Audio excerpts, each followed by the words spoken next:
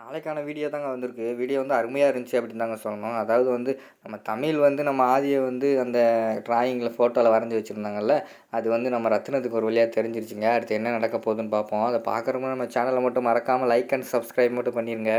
First எடுத்தோனே ஆதியும், பாரதியும் பேசிக்கிட்டு இருக்கிற மாரி தான் காட்டிக்கிட்டு இருக்காங்க. நம்ம ஆதி வந்து சொல்றாரு, "பாரதி நீங்க வந்து கோவப்பட்டா ரொம்ப அழகா இருக்கீங்க பாருங்க. அத பார்த்து ரசிச்சுக்கிட்டே இருக்கலாம். அதனால தான் நான் வந்து உங்கள வந்து கோவப்படுத்திக்கிட்டே இருக்கேன் அப்படின்னு கூட சொல்லலாம்." அப்படிங்கிற மாரி சொல்றாங்க.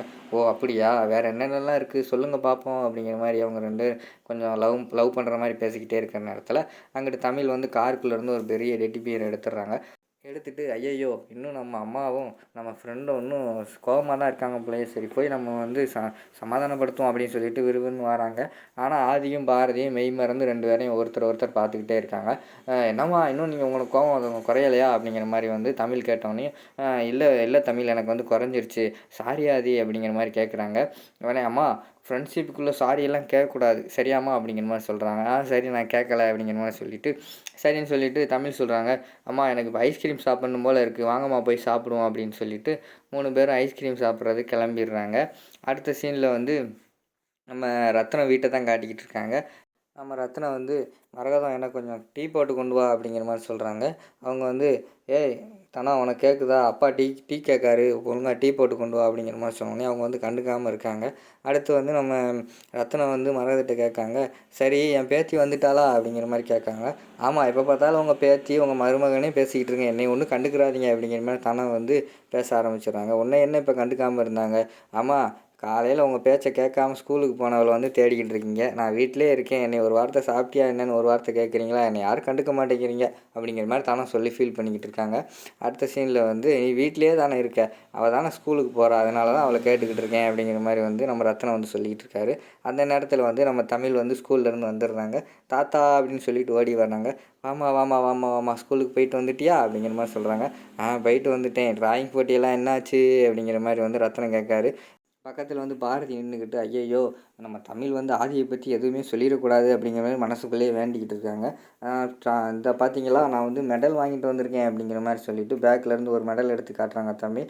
உடனே அத வந்து ரத்னம் வாங்கிட்டு, "அத குடு பார்ப்போம்." அப்படின்னு சொல்லிட்டு பார்த்துட்டு, தமிழோட கழுத்துல போட்டுக்கிட்டு, "இப்ப தான் சூப்பரா இருக்க." அப்படிங்கிற மாரி சொல்லிக்கிட்டு இருக்காங்க. தாத்தா எல்லாருக்குமே பரிசு தான் குடுத்தாங்க. ஆனா எனக்கு மட்டும் தான் மெடல் குடுத்தாங்க தெரியுமா?" அப்படிங்கிற மாரி சொல்றாங்க. "அப்படியா? சூப்பர்மா, சூப்பர்மா.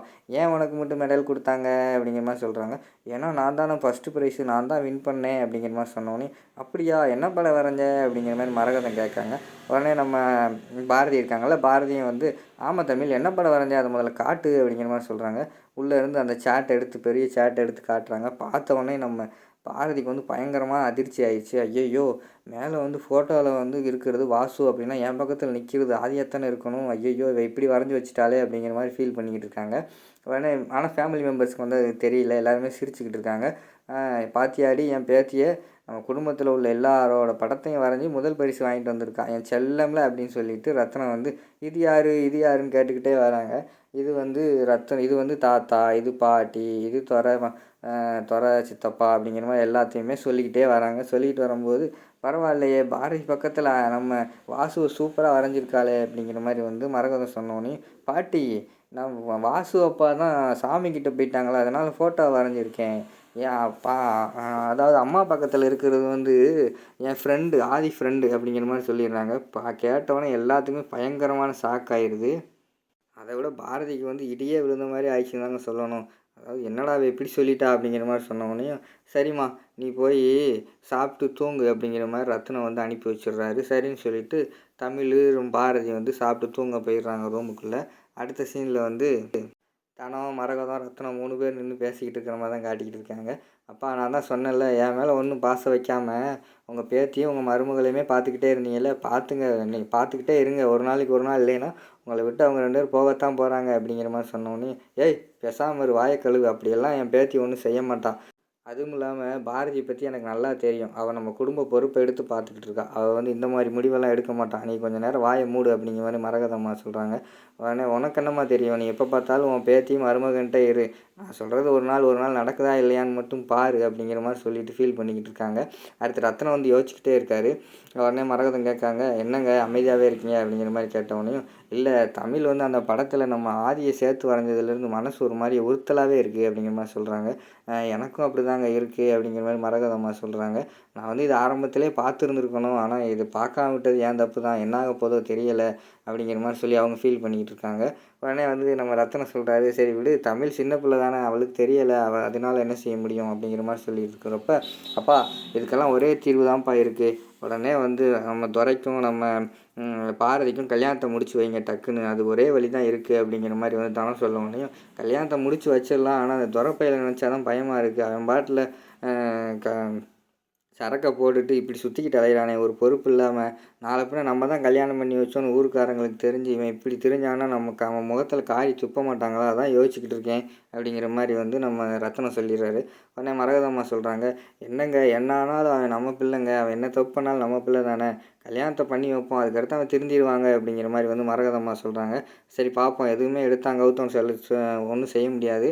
நாளைக்கு நான் போய் ஜோசியரை பார்க்குறேன், ஜோசியரை பார்த்துட்டு அவர் என்ன சொல்கிறாரோ அதுக்கடுத்து வந்து அந்த முடிவு எடுப்போம் அப்படிங்கிற மாதிரி சொல்லிக்கிட்டு இருக்காங்க. அந்த நேரத்தில் வந்து நம்ம மணி வந்துடுறாரு. உடனே மணிக்கிட்ட ரத்னம் சொல்லிடுறாரு, அவர் மாப்பிள்ளைகிட்ட எதுவுமே தெரிய வேண்டாம் அப்படிங்கிற மாதிரி சொல்லிடுறாரு.